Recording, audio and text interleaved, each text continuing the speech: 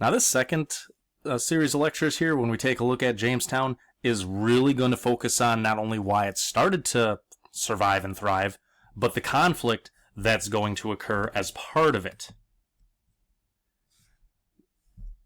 Now, you're not really going to think about it as surviving within those first 3 years. I mean, you're betting the house on failure.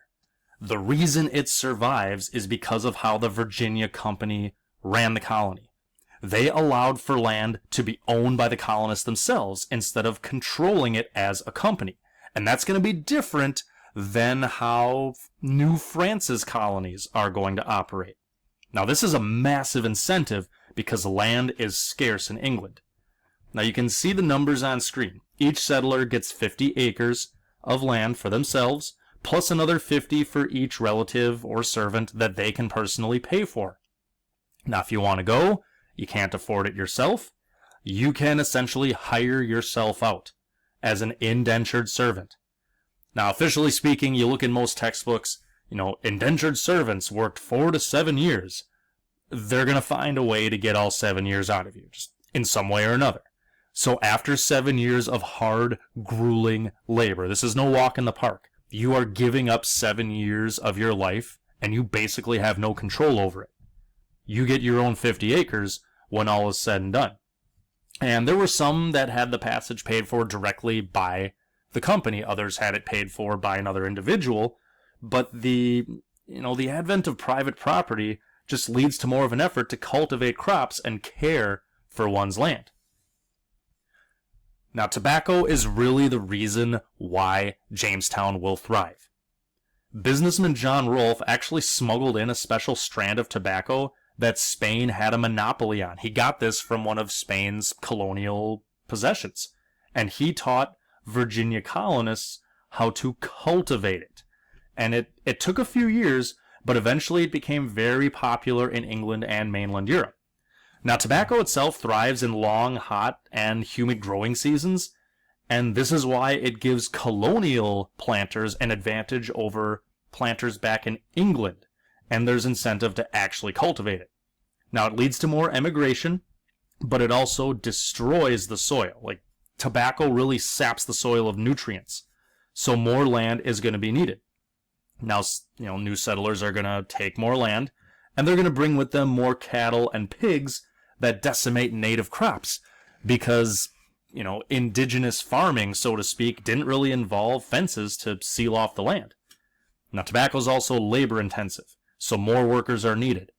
And the record tells us, it's actually the record of John Rolfe's journal, that in 1619, a Dutch ship arrived in Jamestown.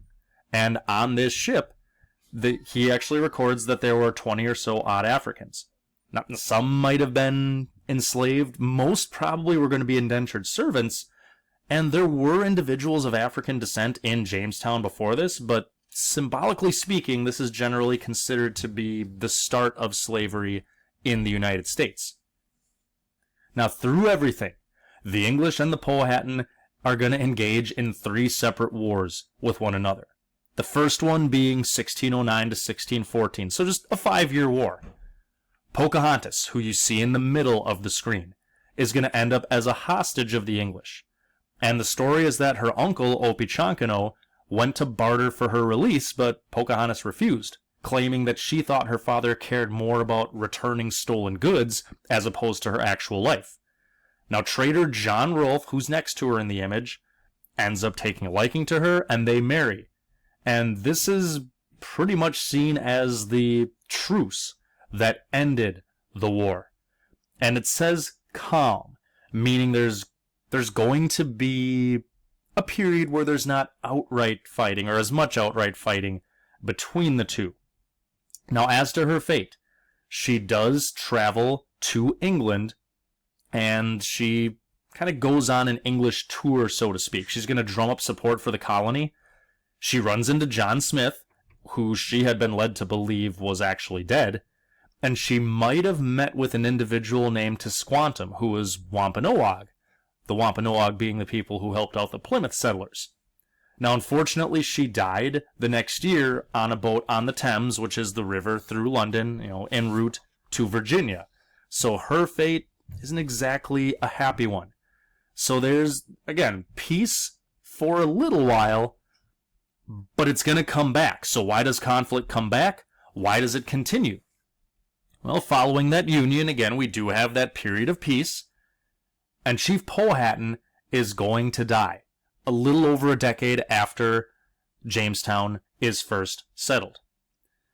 Now we've got this lull where his brother more or less takes control. Officially, someone else was chief of the Powhatan Confederacy, but as war chief, Opechancanough was really running the show, and he has no use for the English whatsoever. Just this guy's got a real interesting backstory where he had dealt with the Spanish before, and he really doesn't trust the English. So they see these settlers claiming tens of thousands of fertile Powhatan lands, and Opechancanough he's going to play nice.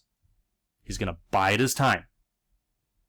Now phase 2, because phase 1 was that initial war that ended with the marriage of John Rolfe to Pocahontas, phase 2 is about 15 years after Jamestown was set up. We've got about 4,500 settlers in Virginia as a whole, with 2,000 specifically in Jamestown, and there had been 10,000 transported there by this time. Opechancanough had sought to attack the year before, but a lesser Powhatan chief had actually told the English about the plan. Opechancanough's questioned, and he says, no, that's ridiculous. We had no intention of doing so. In fact, we want to convert to your Christian faith. So things are kind of settled for a bit. All of a sudden, March 1622, on a calm, crisp morning, 1,500 warriors simultaneously attacked English settlements along the Powhatan River. A third of the English population in Virginia is killed, and the survivors gather in Jamestown while the indigenous warriors are going to kill livestock and burn plantations. Now, in retaliation, the English will wait until the corn harvest to destroy these villages and crops of their enemy. Now, the following May, England invited Powhatan leaders for peace negotiations and poisoned the drinks of all of these Powhatan. About 250 are killed. And this is viewed as a turning point for Virginia, because it's really when the English as a whole began to believe they can never peacefully live side by side with the Powhatan. Now, violence continues not at the levels of phase 2, but in the mid-1640s, Opechancanough essentially does what he did 2 decades earlier. About 500 English are killed, but he doesn't follow up these attacks, so the English successfully counterattack. Now, Opechancanough captured, and you get an image of him in this picture next to John Smith. When he was captured, he was almost 100 years old. He was blind, he was crippled, he was ordered to be left alive. But he was unceremoniously killed by a vengeful English soldier who didn't believe that the person responsible for all these problems should be kept alive. And thus the Powhatan Confederacy came to an end, and this will kind of be the start of massive land concessions. Meaning this is where the English are going to get lots of Powhatan land, and it's going to set a template for patterns that will follow throughout the English colonial world.